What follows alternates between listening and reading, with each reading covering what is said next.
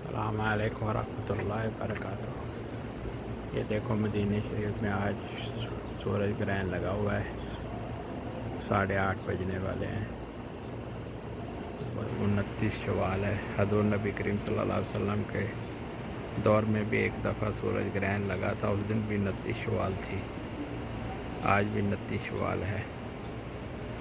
تو یہ سورج گرہن لگا ہوا ہے مدینہ شریف میں، یہ آپ دیکھ سکتے ہیں۔ تقریباً 8:30 بجے کا ٹائم، تقریباً 8:30 بجے کا ٹائم ہے۔